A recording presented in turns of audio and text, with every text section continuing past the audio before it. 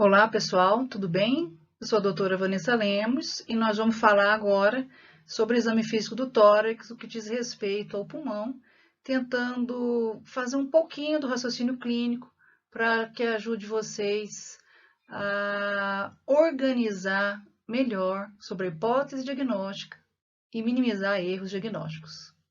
Vamos lá? E a ausculta pulmonar? Bom, nós temos o som traqueal na projeção traqueal, o som brônquico na projeção dos brônquios principais, na região do manúbrio, o som broncovesicular, que é na projeção external superior, interdiscápulo vertebral direita, e o murmúrio vesicular, que é o som mais prevalente no pulmão, presente na periferia dos pulmões, que é o som que a gente referencia à ausculta respiratória quando a gente descreve no prontuário. Então, nós temos um som traqueal, porque não tem filtro acústico seletivo mais alto, tanto na ins quanto na ex. Um som brônquico, que também é alto na projeção do manúbrio. Alguns autores vão chamar esse som de um só, de bronquial. Isso aqui é a definição do Porto. O broncovesicular, como já tem um pouco de parênquima ao redor, ele se torna um pouquinho mais baixo. E quando nós temos o murmúrio vesicular, porque nós temos o parênquima pulmonar presente, ele filtra o som, vai ser bem baixinho. Então, aqui eu tenho novamente a projeção do pulmão. Aqui eu tenho som traqueal, né? Aqui eu tenho som bronquial nessa região. Essa região aqui eu tenho som broncovesicular, quando eu coloco o esteto. E nessa região que eu brinquei que era um J e a outra era um L, eu vou ter o som murmúrio vesicular, que é na periferia do pulmão, ok? Então, cuidado para que eu não coloque o esteto na região do externo, senão eu vou ouvir errado, ok? E aqui eu vou saber, através da anatomia, qual segmento que está comprometido. Se a doença é difusa ou se a doença é localizada.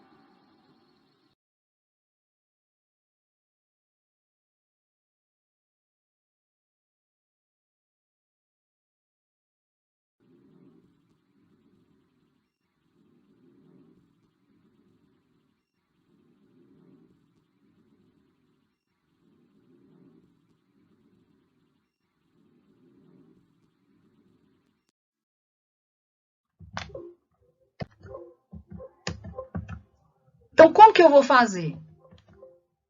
Eu vou ouvir os ruídos adventícios, o som contínuo, ou se ele é de contínuo ou de curta duração. Qual fase do ciclo respiratório ele está? É inspiratório ou expiratório? É o início inspiratório ou final? Ou ele tem duas fases? O ruído patológico é fino ou é grosso? Ele é fixo ou ele varia com a tosse? Para mim poder saber. Porque o murmúrio vesicular é o som respiratório, normal. Agora eu quero saber se tem ruídos adventícios, ok? Quem são eles? O estridor e o ronco são chamados de contínuos, junto com os sibilos. E os descontínuos são estertor fino, ou crepitação inspiratória, ou estertor crepitante. estertor grosso, ou crepitação inspiratória e expiratória, ou subcrepitante, depende da nomenclatura. E o atrito pleural, ok? Muito bom. Como que funciona? Os contínuos. Ronco. Ele é um som geralmente de baixa frequência, ele é grave, com predomínio na expiração. Pode ser ins e ex? Pode. O sibilo é um som de alta frequência, ele é agudo, ele pode ser ins e expiratório. Na asma, por exemplo, ele predomina na expiração, mas ele pode ser ins e expiratório. O que isso quer dizer? Quer dizer que um segmento que tinha uma luz dessa maneira vai ter uma luz diminuída, causando obstrução das vias aéreas inferiores. Isso pode ocorrer por secreção, por corpo estranho, por broncoespasmo. Consequentemente, o som passa de maneira diferente, gerando um ruído. Por isso que é importante a gente auscultar e por isso que é importante auscultar no local correto.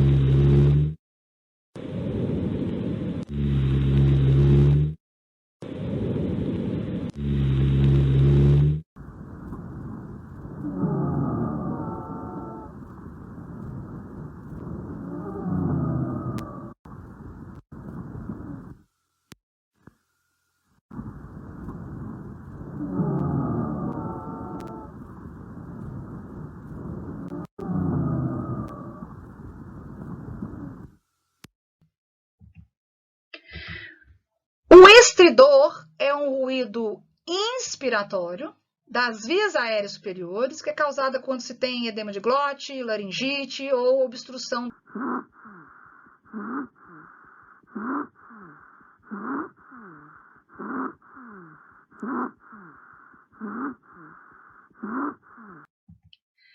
E os sons descontínuos? O estertor fino, crepitação inspiratória. Como o próprio nome diz, ele ocorre na inspiração.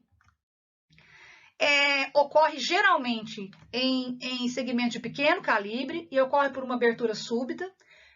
Geralmente ele não modifica com a tosse, ele modifica com a posição, principalmente nas bases pulmonares. Pode ser presença de líquido, pode ter secreção, por exemplo, por causa da pneumonia, pode ser alteração do tecido de sustentação causado por fibrose pulmonar, por exemplo. E geralmente ele ocorre na inspiração, pode ser em toda a inspiração, pode ser no meio, pode ser do meio para o final, ok? O estertor grosso, ele, como o próprio nome diz, ele é mais grosso, ele é uma crepitação ins e expiratória, ele vai ser provocado por doenças geralmente em grande calibre, né, nos brônquios principais, ou seja, tem um calibre maior, gera um som mais grave. Ele geralmente tem longa duração, ele modifica com a tosse, principalmente porque uma das causas importantes de estertor grosso é secreção. Ele não modifica com a posição. A secreção geralmente é viscosa, espessa. Bronquite crônica pode causar isso, bronquiectasia pode causar isso. Edema agudo de pulmão avançado pode comprometer congestão pulmonar intensa, gerando estertor tanto na ins quanto na ex. E ele ocorre tanto na ins quanto na expiração, ok? E o atrito pleural? O atrito pleural, ele é de origem pleural, um tom mais grave no maxilar inferior, lá na região progredindo para a anterolateral. Serve em outro lugar? Não, nós já vimos isso. Inflamação, neoplasia e pleurite seca pode causar atrito pleural. Então, atrito pleural é durante a ausculta.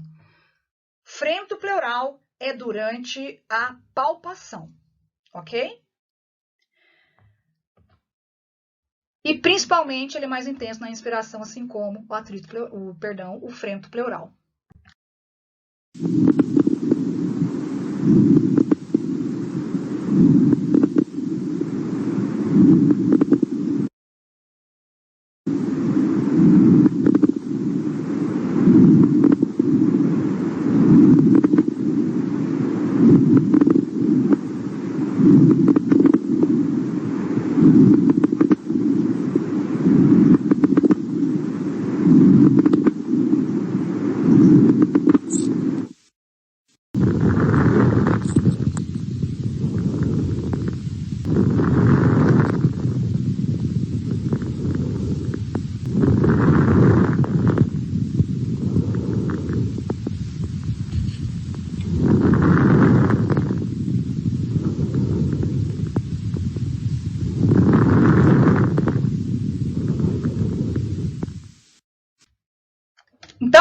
Só para dar uma terminada aqui, os estressores finos ou crepitantes, eu tirei isso aqui do Porto, é no final da inspiração, não se altera com a tosse, modificam ou são abolidos com a posição do paciente.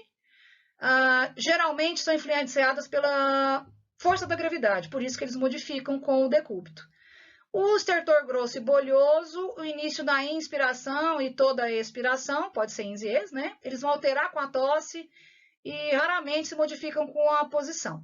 Agora, se tiver secreção, pode ocorrer a mudança, porque o decúbito pode fazer escorrer a secreção.